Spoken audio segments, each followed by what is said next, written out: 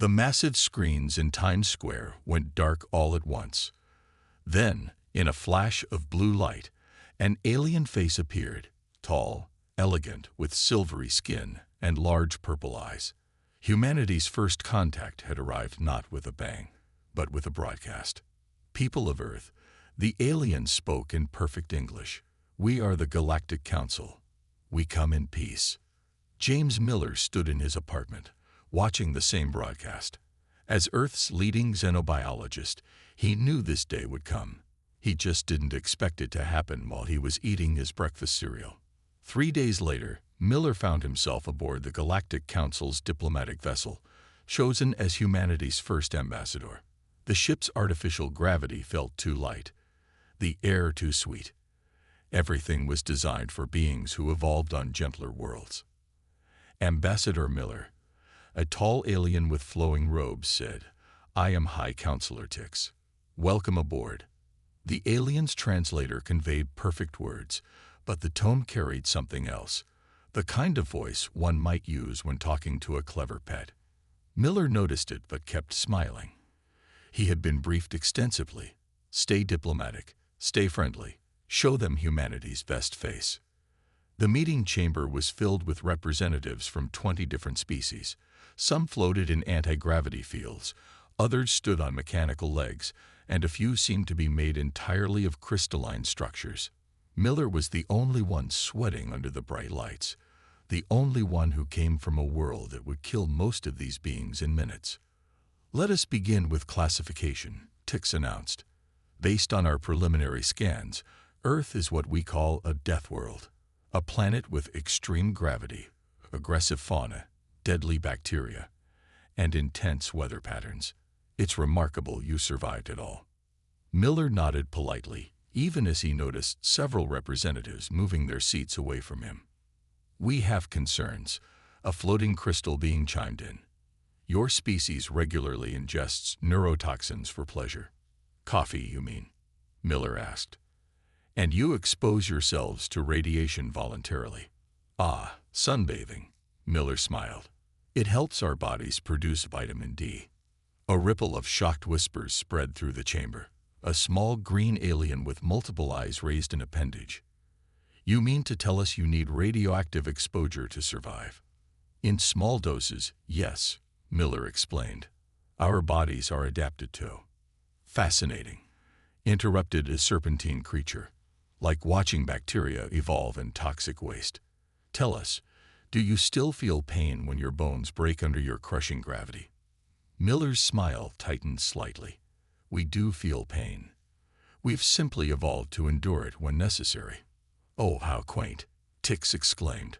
"Like the survival instincts of primitive organisms. But clearly, you've developed enough to join galactic society. With proper guidance, of course." The condescension was becoming harder to ignore. Miller took a deep breath, remembering his mission. "Stay diplomatic.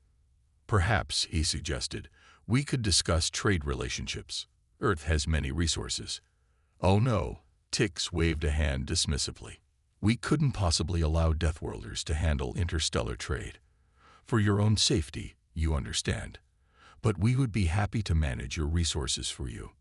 Miller felt his jaw tighten. "I'm afraid that won't be acceptable.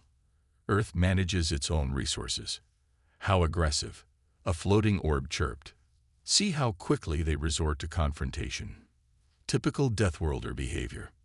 We should study them more before allowing them any real responsibilities," another suggested. "Perhaps some simple tasks to start with." Miller stood up slowly. The entire room flinched. "Ladies, gentlemen, and others," he said calmly, "humanity has split the atom, mapped our genome, and reached our moon using nothing but controlled explosions strapped to metal tubes. We did this while surviving ice ages, plagues, and countless wars. We are not your pets, test subjects, or primitive curiosities." The room had gone very quiet. "We look forward to peaceful cooperation," Miller continued with a smile that didn't quite reach his eyes.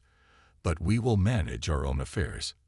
Now shall we discuss actual diplomatic relations, or should I return to my death world?"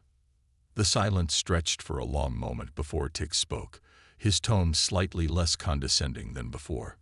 Perhaps we should take a short recess. As the aliens filed out, Miller heard one whisper to another. Did you see how easily it stands in this gravity? And they say humans are even stronger on their world. Miller allowed himself a small smile. First impressions hadn't gone quite as planned, but maybe that wasn't entirely bad. Sometimes respect had to come before friendship. Tom Walker wiped the sweat from his forehead as he checked the mining station's sensors. Asteroid KB-2249 wasn't much to look at, but its rare earth minerals made it valuable enough to justify the small human colony of 30 miners working its depths. The station's artificial gravity was set to Earth normal, much higher than most alien stations, but the humans preferred it that way. Made them feel at home. "Boss," called Mike from the communication station, "we've got 3 ships approaching." Not responding to hails. Tom frowned. Out here in the asteroid belt, unexpected visitors usually meant trouble. Wake everyone up. Get them to safety stations. But the council said this sector was safe. Mike protested. Said we didn't even need weapons. "The council says a lot of things," Tom replied, remembering how they'd labeled human security measures as unnecessarily aggressive. Sound the alarm. Red lights flashed through the station's corridors as miners rushed to their positions. They weren't soldiers, but every human on the station had been through basic survival training. The enemy ships came into view, sleek, purple vessels belonging to the Teleri notorious space pirates. Their reputation for bloodless victories came from targeting only non-violent species who would surrender immediately. "Primitive human mining station," the voice crackled over the comm. "Your defenses are inferior. Surrender now, and we will ensure your survival." Tom grabbed the comm. "This is Station Manager Walker. We're a peaceful mining operation." "Excellent. Deathworlders who know their place. Prepare for boarding." Tom smiled grimly. "I haven't finished. We're a peaceful operation, but we're also humans who've spent 6 months drilling through solid rock. Want to guess how strong that makes a person?" Laughter came through the comm. "Amusing. Your species' tendency toward violent rhetoric is well documented, but you have no weapons." "You're right," Tom replied. "No weapons, just 30 very strong humans with mining tools and a lot of experience breaking things." The pirates didn't respond. Their ships moved into docking position. "Everyone ready?" Tom called over the internal comm. "Engineering sealed," came one reply. "They'll have fun with our gravity settings." "Maintenance is prepared," said another. "Filled Section C with our special atmosphere mix." Tom nodded. The station's air was now Earth normal, denser, higher oxygen content than most species could handle. In Section C, they'd increased the pressure even further. The first cutting torch appeared through the outer airlock. The pirates were coming in. "Let them take the bait," Tom ordered. The first group of Teleri entered cautiously, tall, willowy figures in environment suits. They moved gracefully, clearly used to lower gravity. The station's artificial gravity made them struggle with each step. They found empty corridors. "No resistance," their leader reported, moving to Section C. Tom watched on the cameras as 10 pirates entered Section C. The doors sealed behind them. "Now," he ordered. The gravity in Section C increased to 1.2 Earth normal. At the same time, the atmospheric pressure rose to what humans would consider a pleasant day in the mountains. For the Teleri, it was like being crushed and suffocated simultaneously. The pirates collapsed, their environment suits straining against pressures they weren't designed for. From maintenance hatches emerged humans wearing heavy work suits, carrying plasma cutters and mining drills. "Don't kill them," Tom ordered. "Just show them why you don't mess with Deathworlders." It was over in minutes. The remaining pirates, watching their companions overwhelmed by what they dismissed as primitive miners, retreated to their ships. "This is impossible." The pirate leader's voice shook over the comm. "You had no weapons." "We had tools," Tom replied calmly. and bodies evolve to survive conditions you consider lethal. Want to reconsider your life choices? The pirate ships disappeared into deep space, leaving behind their captured companions and a story that would spread across the galaxy, about miners who defeated pirates using nothing but the environment they called comfortable. When the Galactic Council investigated, they found no weapons, no illegal defenses, just a mining station running at human normal conditions. They couldn't file a single complaint. But from that day on, even the most arrogant species thought twice before attacking human operations. After all, as the story went, these were people who treated a Deathworld as home. What chance did you have in their territory? Tom just went back to his mining operation. There was work to be done, and humans had never let a little thing like alien pirates stop them from doing their jobs. Dr. Anna Reed knew something was wrong the moment she entered Lab Section 7. The lights were too bright, the air too sterile, and the silence too complete. As the only human scientist in the Galactic Research Institute, she had learned to trust her instincts, what her alien colleagues called primitive survival responses. Your test results are fascinating, Dr. Zilks had told her earlier that day. The tall, blue-skinned alien had waved his tentacles excitedly. Your immune system fights off everything we expose it to. Anna had provided blood samples when she first arrived. Standard procedure, they said. But lately, the requests had become more frequent. She checked her datapad, scrolling through test results. Something caught her eye. Unauthorized access to her lab samples, marked Project Deathworld. Computer, she whispered, show me Project Deathworld's full data. The screen filled with information that made her blood run cold.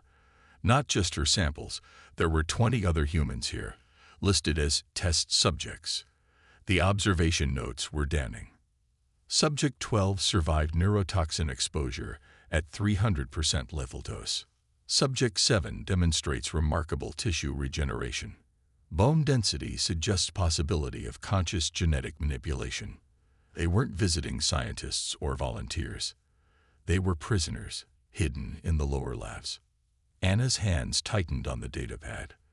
The Galactic Council had strict laws about testing on sentient species, but they had labeled humans as unique research specimens, a loophole big enough to fly a spaceship through.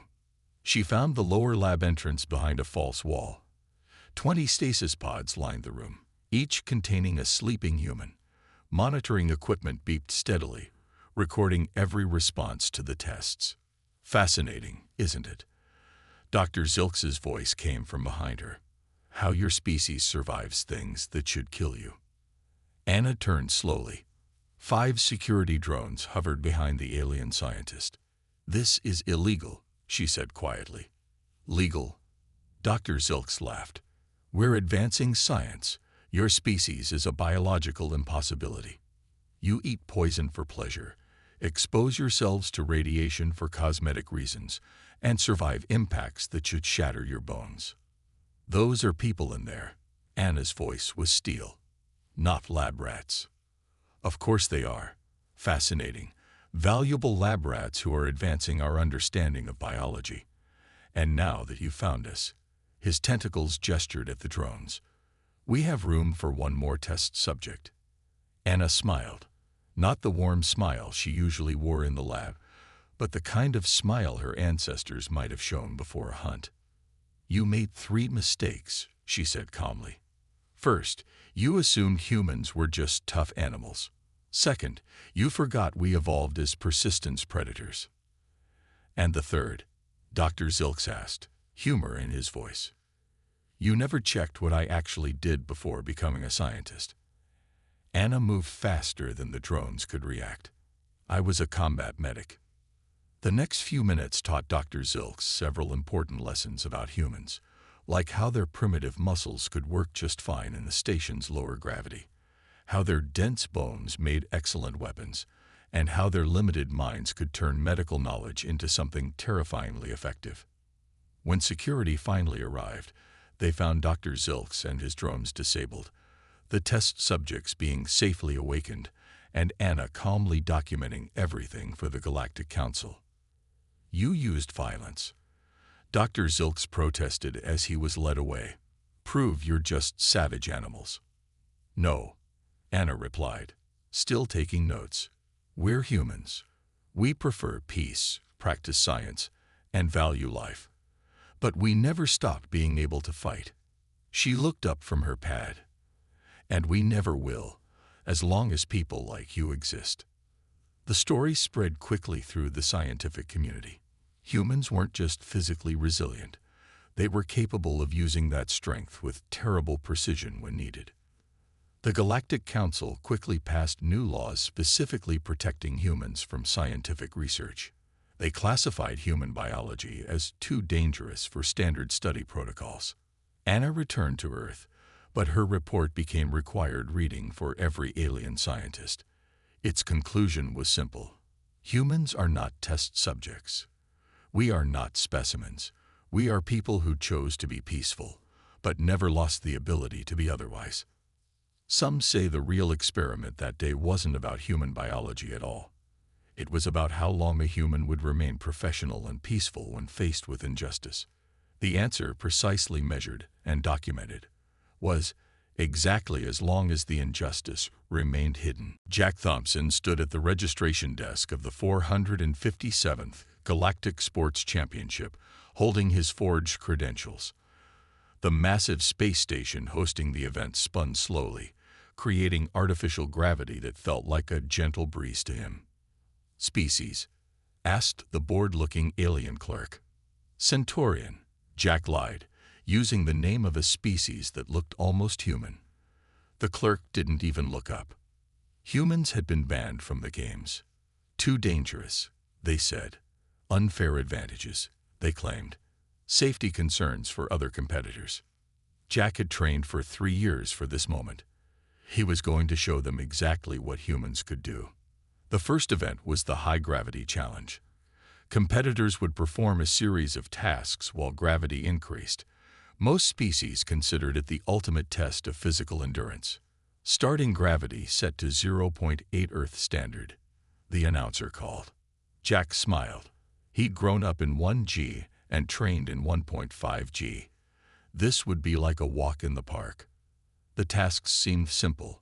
Lift weights, run obstacles, climb walls. But as the gravity increased, other competitors began to struggle. At 1G, half of them dropped out. Remarkable performance from the Centaurian competitor, the announcer said as Jack completed another round.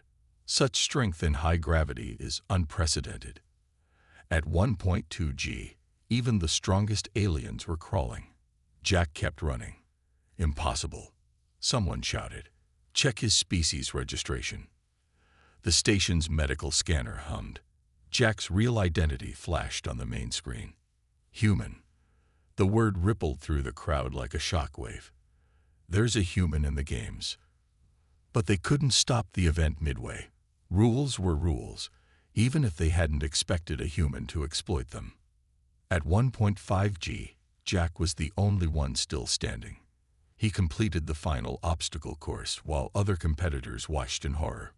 This is why we banned them, a council member shouted. Look at this display of savage strength. Jack grabbed the microphone. Savage, I train like this for fun. This isn't even our maximum capability. The stunned silence was broken by a young alien child asking loudly, Mom, why are we afraid of someone just being strong? That simple question changed everything. The Games Committee held an emergency meeting. Jack stood before them, still covered in sweat from his performance. You violated our rules, the head judge said. Rules made without scientific basis, Jack replied. You banned us without ever seeing what we could do. Because you're Deathworlders. Your natural abilities are beyond safe parameters. Safe, Jack laughed. I just performed in your extreme conditions without any enhancement or special equipment. Everything I did was natural. If that scares you, maybe the problem isn't with humans. A new voice spoke up. An alien athlete who had competed against him. He's right. We call ourselves the greatest athletes in the galaxy, but we never even gave them a chance to compete fairly. Debate raged for hours. Finally, a decision was reached. Humans will be allowed to compete, the head judge announced, in a new division. The Deathworlder Games. Jack shook his head. No, we compete with everyone else, or not at all. We're not here to be your circus attractions. But your abilities are natural to us, Jack finished, just like your abilities are natural to you. Either we're equals, or we're nothing. The silence stretched. Finally, the head judge nodded slowly. Motion to remove species restrictions from all sporting events, he said. All in favor. The vote was unanimous. That day changed galactic sports forever. Humans didn't win every event. They were terrible at low-gravity precision sports and underwater challenges. But they competed fairly, showed respect to all athletes, and proved that being strong didn't make them dangerous. The story spread across the galaxy.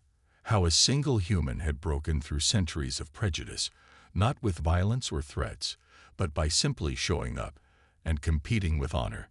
Jack returned to Earth with a medal and a changed galaxy. When asked about his victory, he always said the same thing. I didn't win because I was human. I won because they were wrong about humans. There's a difference. Years later, the Games became the greatest example of interspecies cooperation.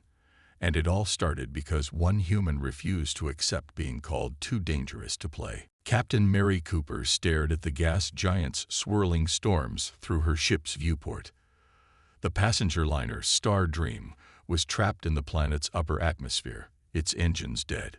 3,000 civilians were aboard, slowly being pulled into the crushing depths. Impossible to reach them, the Galactic Council representative had declared. The gravity and pressure would destroy any rescue ship. Mary watched the alien rescue teams pack up their equipment. They'd tried their best, but their ships couldn't handle the conditions. Now they were leaving 3,000 people to die. Prep the Thunderbird, she ordered her crew. The human rescue ship had been deemed too primitive by Council standards, but it was built to handle Earth's gravity and pressure. Captain, her first officer, Rick, warned, even for us, those conditions are extreme. Then it's a good thing we specialize in extreme, Mary replied. Sound the alert. Volunteers only. Every crew member stepped forward. The Thunderbird's engines roared to life. Alien observers watched in horror as the primitive human ship descended into the gas giant's atmosphere. Hull pressure at 80% capacity, Rick reported. Warning lights flashed across the bridge. Maintain course, Mary ordered.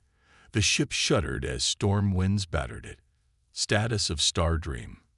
Dropping fast. 20 minutes until crush depth. Mary nodded. 20 minutes to do the impossible. Just another day for a human rescue team. The Thunderbird's hull groaned as they pushed deeper. The gas giant's atmosphere was like thick soup, full of lightning and wind speeds that could tear apart most ships. Hull pressure at 90%, Rick called. We're approaching their position. Through the storm, they saw it. The Star Dream, its elegant form never designed for these conditions. Its hull was already buckling. Open communication, Mary ordered. Star Dream, this is Captain Cooper of the Earth rescue vessel Thunderbird. Hold on tight. We're coming to get you. Humans. The alien captain's voice cracked with disbelief. But the pressure is terrible, Mary finished. But we're used to terrible conditions. Now, let's get you out of here. The rescue wasn't elegant. The Thunderbird's magnetic grapples, designed for Earth's heavy mining operations, locked onto the Star Dream's hull. Emergency pressure seals, built to withstand deep ocean pressures, created a safe passage between ships. Hull pressure at 95%. Rick announced. We need to move fast. Mary grabbed the ship-wide comm. This is your captain. We're about to attempt something incredibly stupid and definitely impossible. In other words, business as usual. The evacuation began. Alien passengers, terrified but amazed, hurried through the connection tubes. Many had never seen humans before, had only heard stories about those crazy Deathworlders. Now they watched as human crew members carried injured aliens, helped the elderly, and calmed panicked children, all while operating in conditions that should have killed them. Last group aboard, Rick reported. Hull pressure at 98%. Detach grapples, Mary ordered. Full power to engines. The Thunderbird rose, fighting against gravity that could crush most ships. Its engines, built by people who evolved on a world that tried to kill them daily, pushed back against the impossible. They broke free of the atmosphere with less than 1% hull integrity to spare. The alien rescue fleet waited in orbit, expecting to recover bodies. Instead, they watched as 3,000 survivors emerged from a ship that shouldn't have survived. How? The council representative asked Mary later. Our best ships couldn't. Your best ships were built for ideal conditions, Mary explained. Ours are built assuming everything will go wrong. Because on Earth, it usually does. The story spread rapidly. Humans hadn't just survived impossible conditions, they'd done it while saving others. The galaxy had to admit that maybe, just maybe, evolving on a death world had its advantages. The council updated their emergency protocols the next day. Now, when someone says a rescue is impossible, they add, unless you have a human crew. Mary just returned to her ship. There would be other impossible rescues, other moments when being a Deathworlder meant being able to help when no one else could. After all, as she liked to say, impossible just means no one's stubborn enough to try it yet. And if there's one thing humans learned on their deadly homeworld, it's how to be stubborn. Commander Robert Stone watched the alien fleet approach Earth's outer colonies from his command center on Mars Base 1. The Krell Federation had ignored all warnings, all attempts at peace talks. They thought humans would be easy targets. Primitive weapons, they had said. No energy shields, no plasma cannons. They were right. Humans didn't have those things. Yet. Status report. Robert called out to his crew. 300 Krell ships entering the asteroid belt, Lieutenant Emma reported. They're using standard formation. Never fought in gravity fields like ours. Robert nodded. The Krell, like most alien species, were used to battles in deep space. They'd never fought anyone who grew up dealing with real gravity. Launch the miners, he ordered. Across the asteroid belt, seemingly abandoned human mining ships powered up. The Krell had ignored them. After all, what harm could primitive mining equipment do? They were about to find out. The miners activated their gravity drills, tools designed to break apart asteroids. But today, they aimed them at the Krell ships. The focused gravity waves, meant to crack rock, tore through alien hulls never designed to handle such forces. 30 enemy ships disabled, Emma reported with a grim smile. They're switching formation. The Krell responded with plasma weapons, but their targeting systems weren't calibrated for solar wind and asteroid dust. Most shots missed. Launch Phase 2, Robert ordered. From Mars's surface, hundreds of small ships took off. Not warships, they were atmosphere runners, designed to handle Earth's brutal weather. Their pilots were used to flying through hurricanes and dodging lightning. The Krell's elegant space combat formations meant nothing against pilots who treated violent turbulence as normal flying conditions. They're adapting, Emma warned. Learning our tactics. Good, Robert replied. Time for Phase 3. The first Krell boarding parties had already reached some human stations. They expected to find panicked civilians. Instead, they found Deathworlders who'd spent generations preparing for the worst. Station after station reported the same thing. Krell soldiers, used to fighting in low gravity, couldn't handle human normal conditions. Their weapons, designed for precision, failed in close combat against beings evolved to chase down prey. Sir, Emma's voice was excited now. We're picking up readings from the disabled Krell ships. Their technology. Download everything, Robert ordered. Time to show them why you don't give engineers from a Deathworld access to advanced tech. Within hours, human technicians were already adapting Krell systems. By the end of the day, they turned gravity drills into weapons more effective than plasma cannons. Within 3 days, they'd reverse-engineered Krell shields and improved them to work in heavy gravity. The Krell commander's voice came through the comm, shaking with disbelief. "This is impossible. You're primitives. How are you doing this?" Robert keyed the comm. "We're not primitives. We're humans. We spent our entire history adapting to survive on a world that tries to kill us daily. Did you really think we couldn't adapt to your technology? But the report said you were peaceful." "We are peaceful," Robert agreed. "By choice. Not because we can't be otherwise. You just helped us demonstrate the difference." The Krell fleet retreated the next day.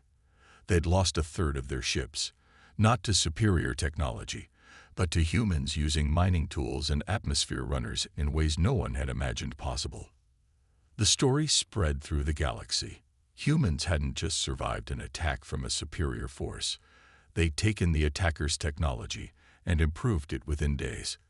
The Galactic Council quickly passed new laws about sharing technology with humans, not to keep it from them, but because they were afraid of what humans might do with it. Years later, when asked why the Krell attack failed, Robert always said the same thing. They thought technology made them superior. "We showed them that the most dangerous technology is a human brain that's learned to survive on a death world." The Krell never attacked again. But more importantly, they spread a warning. Never fight humans. By the time you understand why you're losing, they'll have learned to use your own weapons better than you do. It was the last time anyone tried to start a war with Deathworlders. The Grand Council chamber had never been so quiet. Representatives from over 500 species sat in tiered seats, all eyes focused on the human standing at the center podium. Ambassador David Cole, son of Earth, stood calmly despite the tension in the room. 5 years had passed since the Krell incident. 5 years of stories spreading across the galaxy about humans. The miners who defeated pirates, the scientist who exposed illegal experiments, the athlete who changed the games, the rescue team that did the impossible, the commander who turned mining tools into weapons. "We are here," the council leader announced, "to discuss the human question." David smiled slightly. They still didn't understand. "Honored Council," he began, "I've read your reports about humans. Dangerous survivors, unpredictable adapters, peaceful but lethal. You're missing the point." He pressed a button, and images appeared in the air around him. Earth's mountains, its storms, its predators, its diseases. "This is what made us," David continued. "A world that tried to kill us every day. But look closer." The images changed. Humans building shelters, growing food in deserts, healing the sick, teaching children. "We didn't just survive our death world," David said. "We learned from it. Every disaster taught us to build better. Every disease pushed us to learn more. Every challenge made us stronger." Murmurs spread through the chamber. David raised his voice slightly. "You call Earth a death world. We call it home. You see our strength as a threat. We see it as a responsibility." He showed new images. Humans helping alien children during the rescue mission. Human doctors treating alien patients. Human engineers teaching alien students. "You've been telling stories about us," David said. "About the day Deathworlders stopped being nice. But you're telling them wrong. We never stopped being nice. We just showed you that being nice wasn't the same as being weak." The council leader shifted uncomfortably. "But your capabilities, your adaptability, make us excellent allies," David finished. "We don't want to fight. We want to build, to explore, to help. Everything that made us survive on Earth also taught us the value of working together." He showed one final image. Earth's first contact with alien life, that broadcast that had changed everything. "You came to us in peace," David reminded them. "We answered in peace. Yes, when threatened, we showed what we could do. But notice something important. In every story you tell about us, we never struck first. We never sought conflict. Even with all our Deathworld strengths, We chose cooperation. The chamber was silent again, but different now. Thoughtful. What are you proposing? The council leader asked. A new classification, David replied. Not Deathworlders. That's about survival. Call us guardians, because that's what Earth taught us to be. Protectors of life. All life, even in the harshest conditions. He looked around the chamber, meeting alien eyes both friendly and fearful. You fear us because we're strong. Trust us because we choose to be gentle. Learn from us because we've already faced the worst a world can offer, and chose to build rather than destroy. The vote was unanimous. Humans were reclassified as guardian species. Their strength wasn't forgotten, but it was finally understood. Years later, when young aliens asked about humans, they weren't told stories about the day Deathworlders stopped being nice. Instead, they learned about the day the galaxy understood what humans had known all along. True strength isn't about surviving a harsh world. It's about learning from that survival to help others.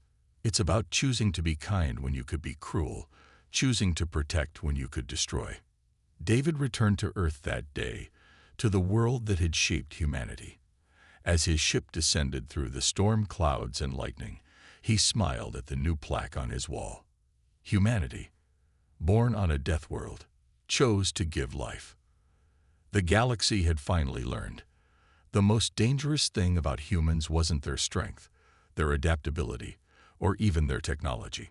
It was their capacity to remain compassionate despite it all. And that was a story worth telling.